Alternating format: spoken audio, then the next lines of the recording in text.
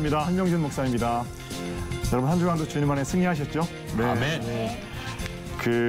지난주에 이어서 요한일서 4장, 이제 오늘 4장이 마지막 시간일 텐데 4장은 요한 1서 중에서도 또 핵심장이라고 할 수 있잖아요. 4장의 핵심이라면 어떤 거라고 생각하세요?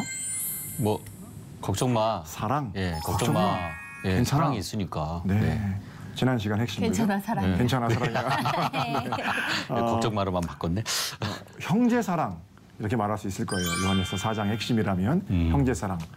근데 이제 4장 우리가 잘 오랫동안 공부했는데 어떠십니까? 형제 사랑이 잘 되십니까? 네, 되고 있습니다. 네. 쉬우신가요? 쉽진 않죠. 쉽지 않죠. 네, 그러니까 누군가를 이렇게 용서하고 그걸 사랑으로 돌릴 수 있다라는 게 그래도 하나님의 말씀대로 그분을 미워하지 않게 기도를 했더니 그걸 또 조금씩 들어주시더라고요. 그래서 기도를 통해서 그 사람을 미워하지 않을 수 있구나라는 걸 느끼는 한 주였습니다. 쉽지 않지만 네, 쉽지 사랑하게끔 나서게 하시는 하나님, 그죠? 네. 소유자님 어떠세요? 사랑하는 거 쉬우세요? 쉽지 않은? 항상 쉽지 않은데요. 쉽지 않죠. 이제 가까이는 이렇게 남편을 온전히 사랑하기도 쉽지 않은데. 그렇지. 누구나 다 그러실 거예요. 아마 여기 다. 네. 그건 이제 조금 이렇게 시간이 한 5년 정도 되다 보니까 이제 좀 알 것 같아요. 그래요. 네. 근데 정말 남을 사랑하는 거는 또 어려운 것 같아요. 또 다른 그래서 문제겠죠. 네, 항상 그게 또 숙제로 남아 있고, 네, 거룩한 부담감이네요. 좋아요. 아름다운 거룩한 부담. 형제 사랑에 대한 명령이 거룩한 부담이 된 것. 그게 살아있음의 어떤 증거이겠죠. 자, 오늘도 쉽지 않은 사랑. 그 속으로 함께 들어가 보도록 하겠습니다. 네.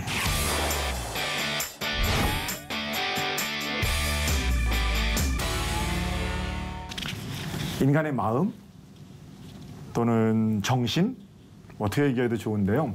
전통적으로 세 가지 요소를 말합니다.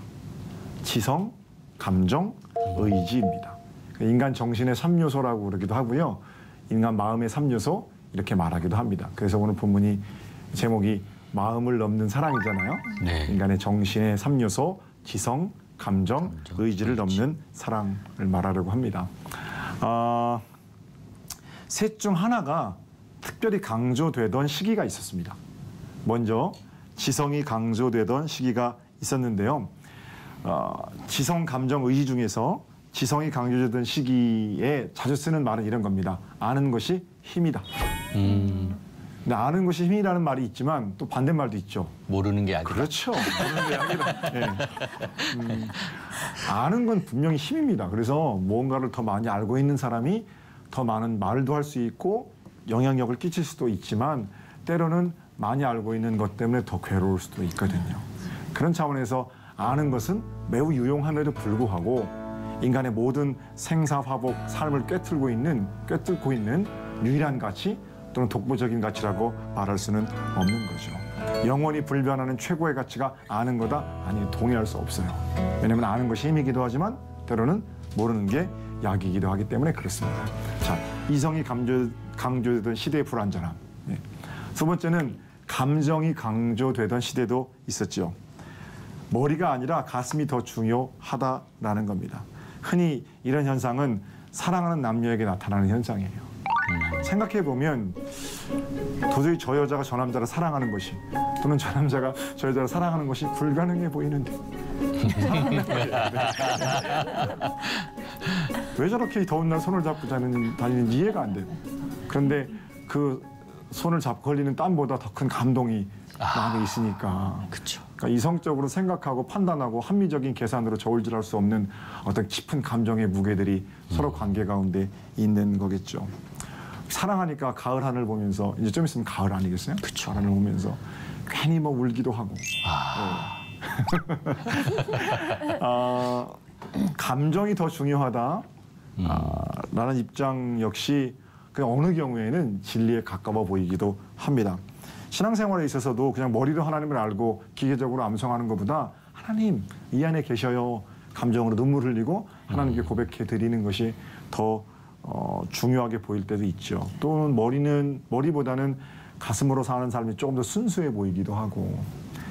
그러나 뜨거운 가슴, 뛰는 가슴 역시 영원히 죽은 노릇을 할 수가 있겠는가? 또 영원히 그것만이 유일한 가치인가? 라는 것은 한번 생각해 볼 일이에요. 왜냐하면 우리의 감정이라는 게 아침에 다르고 저녁에 다르잖아요. 감정으로 느끼는 평화, 조그만 일상적인 걸림돌에도 깨지기 십상이거든요. 커피 한 잔을 놓고 내가 아침에 이제 가을 하늘을 보면서 참 오늘은 어떤 삶을 살까? 감정으로 너무 편안한 거예요. 근데 갑자기 이제 애들 학교 보내야 되고 직장에서 만날 사람 생각하고 그러면 그 평화로웠던 장면이 그냥 순식간에 깨져 버리잖아요. 조금만 속상한 소리를 들어도 그렇죠? 막 기쁨, 감정으로 품었던 기쁨들이 싹 가시는 것을 우리가 경험할 때가 많은데요. 감정으로만 사랑하면 어제까지 죽고 못 살던 사람들이 오늘은 철천지 원수가 되는 거죠. 어제까지는 당신밖에 없어요. 그러던 사람들이 오늘은 당신만 없으면 돼요. 이렇게 말하게 되니까 그러니까 모든 가치를 그 변하는 감정으로 환원시켜서 감정이 최고의 가치다라고 말하는 것은 옳지 않다. 저는 그 말씀 드리는 거고요. 자, 지성이 그렇고 감정이 그렇고 참 좋은 것들이지만 여전히 최고의 자리에서 늘 참은 아닌 겁니다. 그럼 의지는 어떻습니까? 새로운 삶을 향해 일어서겠다는 의지는 우리 삶에 있어서 매우 중요한 요소임에는 틀림이 없습니다. 그런가 하면 의지가 강한 사람들은요 좀 매력적으로 보이거든요. 뭔가 열심히 도전하는 사람, 도전하는 젊음, 청춘, 아름답고 그렇잖아요. 그런데 의지 역시 방향을 잃을 때는 굉장히 위험한 것이 되죠. 비행기를 납치해서 세계무역센터에 그 비행기를 갖다가 돌진했던 그런 사람들, 지금도 총을 메고 사람들을 납치하고 목을 베는 그런 사람들 의지를 따지면요, 그 사람들의 의지를 당할 길이 없는 거죠. 잘못 정향된 의지가 그러한 만행을 저지르게 되는 것 아니겠어요? 그러니까 의지와 열정만이 최고다라고 말하는 것보다는 그 의지와 열정이 어디 방향을 찾고 있느냐 하는 것을 늘 물어야 할진데 의지 역시 최고의 가치라고, 좋은 자세임에는 분명하지만 최고의 가치라고 이야기할 수는 없겠죠.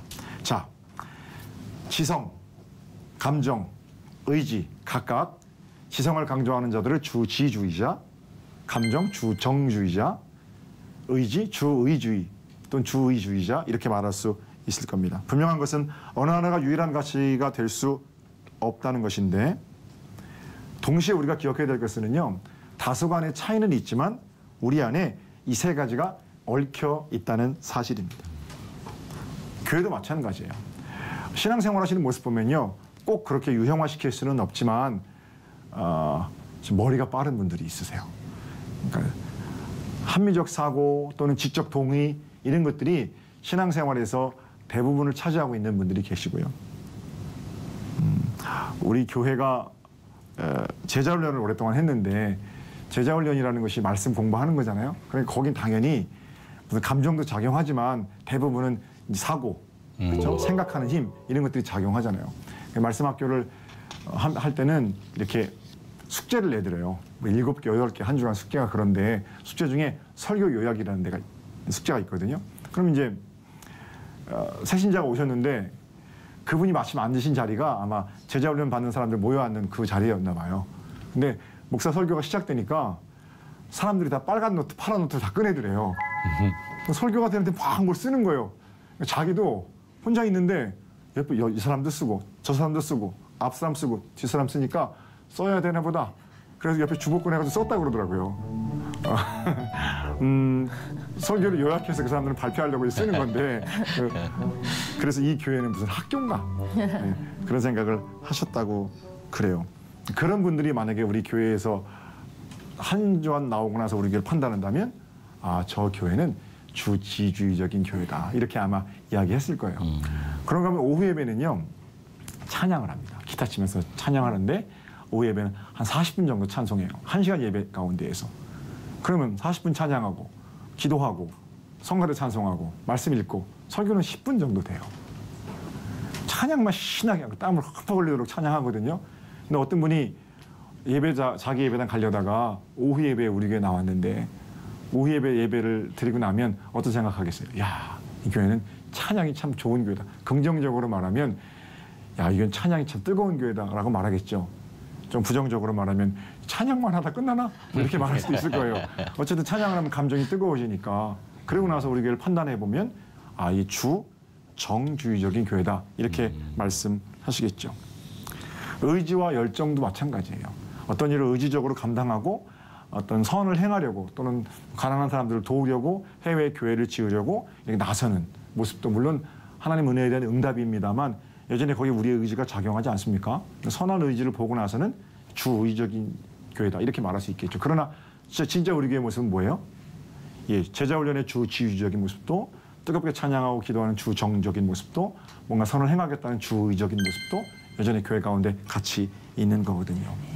그래서 교회를 생각할 때 또는 신앙생활을 생각할 때 지성, 감정, 의지가 복합적으로 있는 것으로 여겨주는 것 그것도 굉장히 중요한 거죠. 그런데 정말 제가 드리고 싶은 말씀이 있어요. 지성, 감정, 의지가 균형을 이루면 참 좋은 교회인데요. 좋은 신앙생활 하는 거고 그런데 이거 세 개를 기껏 다 합쳐봐야 정신이라는 거예요. 지성, 감정, 의지를 다 합쳐봐도 그게 정신의 3요소, 마음의 3요소 아니겠어요? 그러니까 인간의 정신사를 구성한다든지 인간의 마음을 설명해내는 방법들로서 이 세 가지를 설명할 수 있지만 이 세 가지가 온전히 삶을 다 담보하고 있다 이렇게 말할 수는 없는 거예요. 주지적인 사람도 살아내야 하고 주정적인 사람도 살아내야 하고 주의적인 사람들은 말할 것도 없겠죠. 그래서 오늘 제가 설교하는 것이 요한은 좀 어거지로 갖다 맞춘 경향이 있습니다만 요한은 지적인 동의도 넘어서는 사랑의 행함, 감정적인 흥분도 넘어서는 사랑의 행함, 의지적인 열정 이런 것들을 넘어서는 구체적인 사랑 행함에 대해서 말하고 있기에 마음을 넘는 또는 정신을 넘는 사랑 이렇게 제목을 붙여본 겁니다. 자, 요한에서 4장에 형제 사랑에 대한 그런 주옥 같은 명령들 마지막 세 구절을 우리가 함께 읽습니다. 본격적으로 들어가기 앞서서 먼저 감사드리는 거는 똑같은 얘기가 반복돼가지고 지겨우실 법도 한데. 사랑은요? 네. 매일 들어도 지겹지가 않아요. 나름대로 저도 그렇고 여러분도 그렇고 충실하게 한번 이 본문의 의미를 생각해 보려고 나서지 않았나 그런 생각을 드리고 어쨌든 4장 형제사랑 마지막 세 구절에 각각 어떻게 마음을 넘는 사랑을 명하고 계신지를 한번 생각해 볼게요. 자, 먼저 19절 소유자매님 19절을 좀 읽어주시겠어요? 네. 우리가 사랑함은 그가 먼저 우리를 사랑하셨습니다. 아멘. 아멘.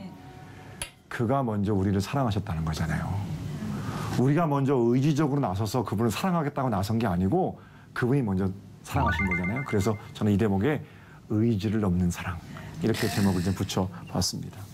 마음대로 형제를 사랑할 수 없다라는 거예요. 이 노력의 문제가 아니에요. 노력해야 하지만 노력의 문제는 아닌 거예요. 먼저 주님께서 부어주신 그 사랑 안에서만 바르게 사랑할 수 있다는 고백이기도 하고요. 내가 먼저 사랑하기로 나서서 사랑하면 공이 되고 또 우쭐대게 되고 사랑하지 못하면 절망하게 되고 이런 내 노력의 끝에 달린 문제가 아니고 내가 얼마나 주님 바라보고 주님과 시선을 마주치면서 주님 사랑을 공급받아 그 응답으로 나서고 있느냐 하는 거예요. 그 의지를 넘는 사랑, 주님께서 먼저 우리에게 부어주신 사랑인 거죠. 하나님 편에서 먼저 시작하신 사랑, 그 사랑임을 기억할 때만 우리의 의지 너머에 하나님의 사랑이 역사하고 있음을 인정하고 나아갈 수가 있는 거죠. 이런 표현이 좋겠어요. 노력해서 도달하는 문제가 아니고요. 받아들여야 하는 문제. 항상 자기 그림자를 벗어 던지고 싶어 하는 사람이 있었대요. 그림자를 벗어 던지고 싶어. 이런 얘기는 참 누가 만들어내는 건지 참 그죠? 예. 그런 상상력이 기발하잖아요. 그림자를 떼어내려고 막 여러 가지 방법들을 쓰는 거예요. 마룻바닥에 뒹굴어 보기도 하고 그래도 그림자가 쫓아와요.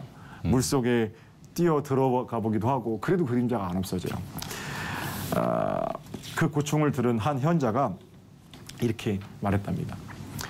너 세상에 그렇게 쉬운 일을 가지고 걱정하고 몸부림치나 어떻게 하면 제 그림자를 없앨 수 있겠습니까?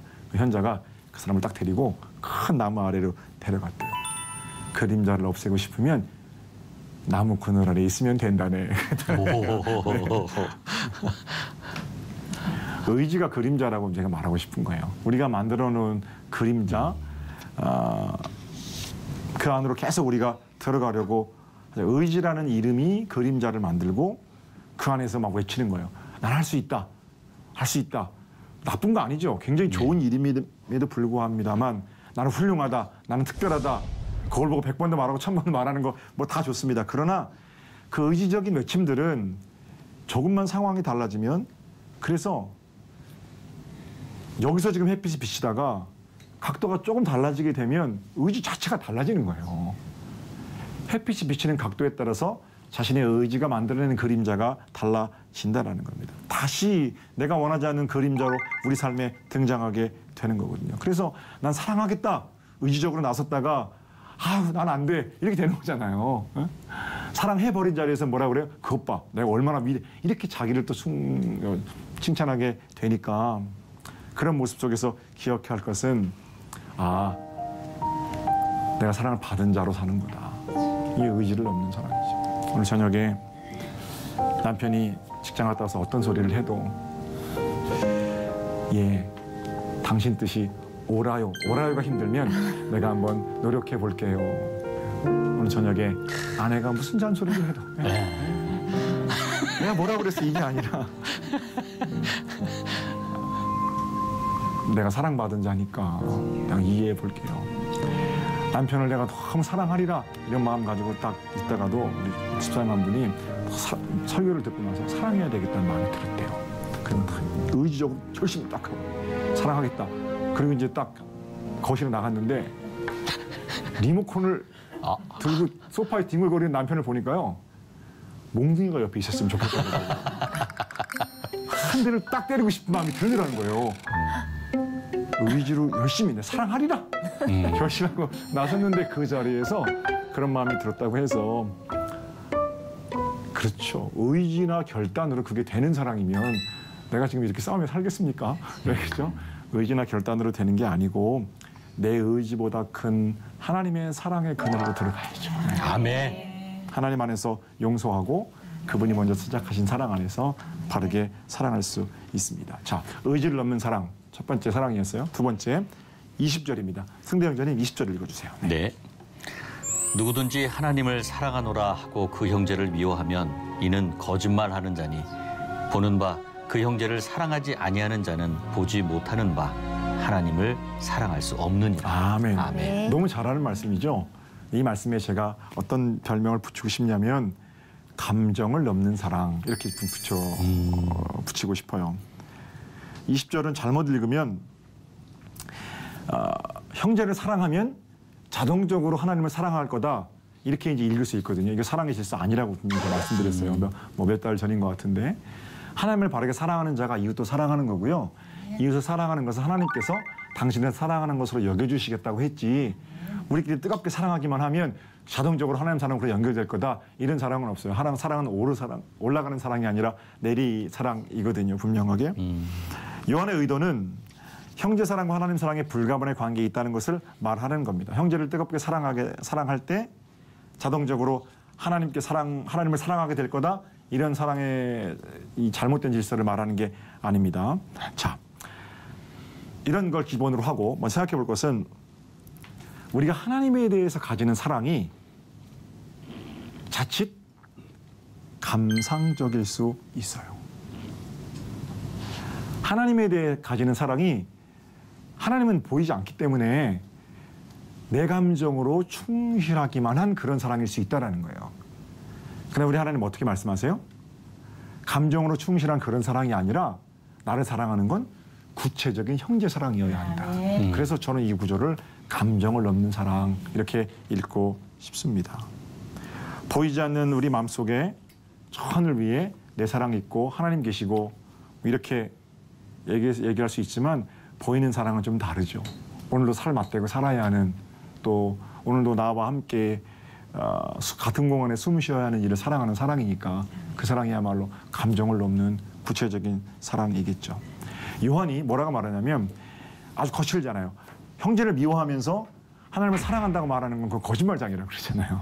만약 우리의 사랑이 감정에 머물러 있으면 사랑하긴 하는데 그게 10년이고 20년이고 나타나지 않으면 그건 거짓말일 확률이 많죠. 예전에 무슨 구두 CF인가요? 거기에 뭐 감각하는데 표현하지 않는 감각은 감각이 아니야. 또 그러잖아요. 네. 사랑하는데요. 표현하지 않는 사랑은 사랑 아닌 거예요. 여기서는. 하나님 사랑합니다. 뭐로 증명하겠느냐는 거예요. 하나님 사랑하는 감정이 충실하죠. 눈물도 흘리고 때로는 소리도 지르죠. 하나님 앞에. 그러나 그 사랑은 반드시 감정을 넘는 구체적인 형제 사랑이어야 한다. 사도 요한이 그렇게 편지하고 있죠. 최고의 사랑 실천은요.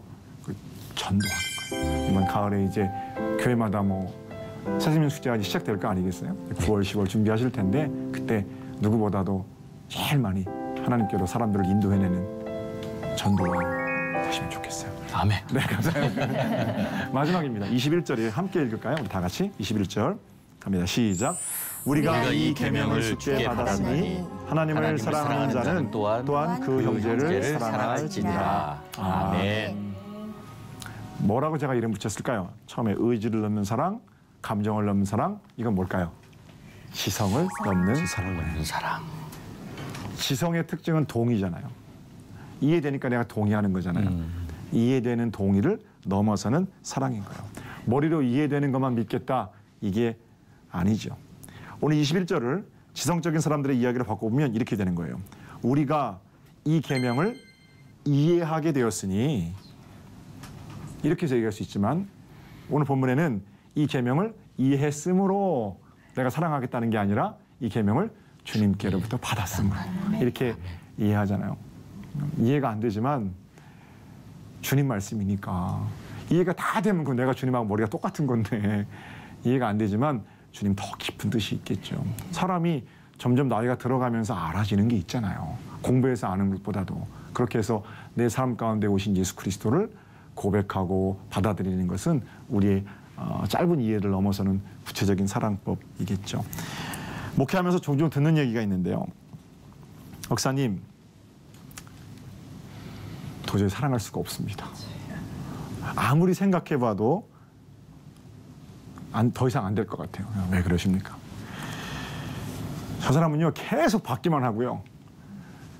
내가 그렇게 사랑했는데 한 번도 고맙다 얘기도 안 하고 예의도 없고요. 사람 힘들게만 하고요. 또 다른 데 가서 내 소리 하고 다니고요. 그래서 내가 미워하지 않는 것만 해도 다행이니까 사랑하라고 하지 마시라고. 목사님, 그 사람 말도 마세요. 은혜도 모르고요. 한 번도 내가 얼마나 대접했는데 대접한 적도 없고요. 그래서 나도 그 사람 나한테 할 만큼만 하랍니다. 근데 그렇게 얘기를 들어보면 뭐 너무 속상해요. 왜냐하면 예수님이 우리한테 그러시면 어떡해요. 한 목사, 네가 나한테 한 만큼은 내가 너한테 하겠다 그러면 너무 무섭잖아요. 그래서 여전히 그래도 우리가 크리스천인 이유는 예수님께 사랑받았음을 고백하는 우리가 먼저 사랑의 자리로 나서는 게 이해는 안 되지만 그런 사랑의 자리로 나서는 게 믿음의 사람들의 모습이고 그게 이해를 넘는 사랑 가진 자들의 어떤 삶이 아니겠는가. 세상 사람들은요, 내가 얼마나 그분께 큰 사랑 받았는지 모르니까 그런 소리 하는 겁니다. 믿음의 사람들은 내가 그분께 받은 사랑이 있는데 그 이해로 감당될 수 없는 그 사랑 받았으면서 이해할 수 없는 사랑 받았으면서 이해하는 것만 사랑하겠다고 말하는 거는 10,000달란트 탕감 받고 100대 내려는 멱살잡이 하는 거랑 똑같은 거죠. 그래서 우리 주님께 부탁하시는 겁니다. 내가 너 사랑했으니까 그 사랑으로 그 사람 사랑해 주라. 무조건 덮어놓고 하는 거 아니고 이해 안 되고 납득 안 돼도 지적 동의를 넘는 사랑으로 나서는 삶을 주님 좋아하신다라고 생각합니다. 자, 제가 3가지 말씀드렸어요. 형제 사랑, 이제 요한은 4장 마지막인데 지적 동의, 감정적 흥분, 의지적 결단 이런 것들을 넘는 마음을 넘는 사랑, 요한이 말하는 사랑이고요. 예수 그리스도 내게 베풀어 준 사랑이고요.